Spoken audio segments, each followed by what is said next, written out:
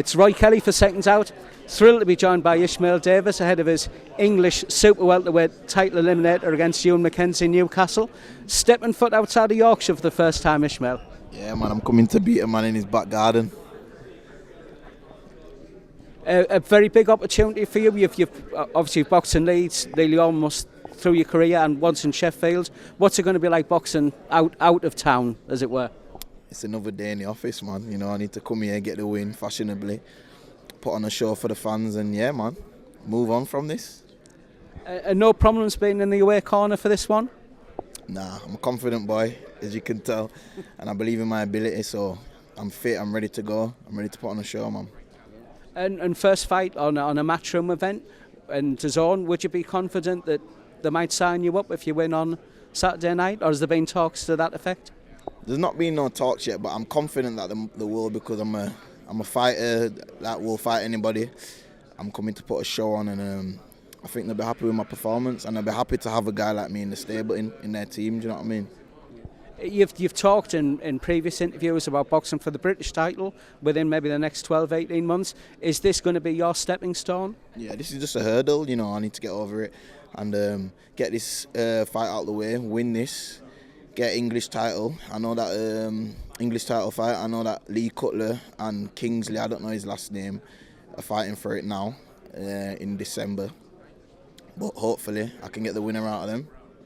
You're up against an unbeaten lad and a popular local figure in Ewan Mackenzie. What have you made of his career so far?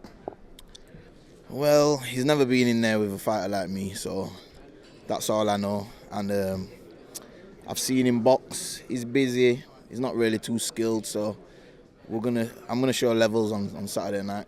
Yeah, I think you've had a few more fights, a few more wins, a few more stoppages, a few more rounds under your belt. Do you just think that you've just got that edge on him in terms of your boxing and punching ability?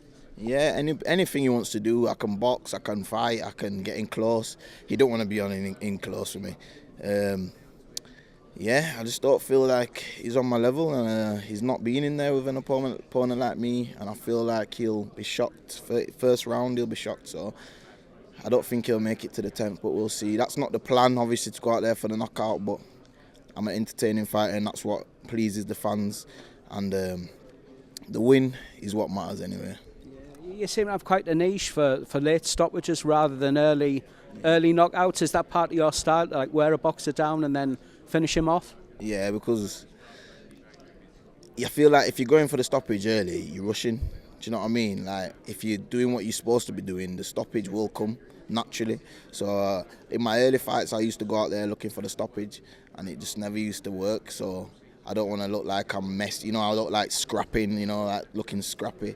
So I go out there, do what I've been learning, and hopefully the stoppage comes. And you're in with a Southpaw. I think you've fought at least one Southpaw in your career so far. What do you make of them as an opponent? Well, I'm a switch hitter, and he'll feel like he's facing a Southpaw in there with me, so it's no problem. I spar everyone, and I've been sparring horrible Harry Scarf. He's just another switch hitter. I've been sparring Shaquille Thompson. He's a Southpaw. He's super middle. And yeah, we've been all having good spars. I'm ready, I'm more than ready. And he's gonna feel like he's in there with a Southpaw, because I'm gonna go in there Southpaw and I'm gonna show him I can beat him at his own game.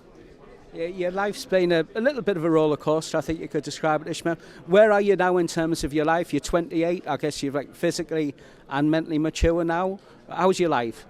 My life's good now, I'm in the best place. This is the best feeling that I've ever had in my life, being on this stage. And yeah, I've had a roller coaster, but it's made me who I am today. Do you know what I mean? Like you said earlier, there's a lot that I've crammed into 28 years of my life, but I believe everything happens for a reason, innit? And I'm a strong believer in law of attraction, and I've visioned this, and I know that I'm going to win on Saturday. Yeah. And you've been sparring Conor Benn of late. Has that been a good experience for you? Yeah, top experience, man. He's a top guy, you know. If you see him on the interviews, you might think, oh, yo, he might be a bit different to what he is. He's ace. He's a proper guy, nice guy, and yeah, it was good sparring him. And because obviously I'm unknown really to like certain boxers. Obviously I go spar people, like I've been sparring Liam Smith, I've been sparring Lyndon Arthur. I spar all weights, And one thing they all say is, I can't believe you've not had no amateurs because of how good I am. So he was surprised. Conor Benn was a bit surprised how good I was. And yeah, man, he was happy with my sparring. And there's obviously a lot of talk about Conor Benn fighting Chris Eubank Jr. Can you give us a bit of insight and maybe your view about maybe how you think that will go? Listen, Conor Benn's sharp. He's explosive, and if he catches you, you go to sleep. So it's going to be a good fight, man. Eubank looked good his last fight against Liam Smith, but obviously Liam Smith wasn't himself, and I can tell you that because I spar Liam Smith loads. But it's definitely going to be a good fight, one to watch. It'll be a fan pleaser, I know that. Many thanks for your time, Ishmael. All the best for Saturday, and thanks for talking to Seconds Out. Yeah, man. Thank you.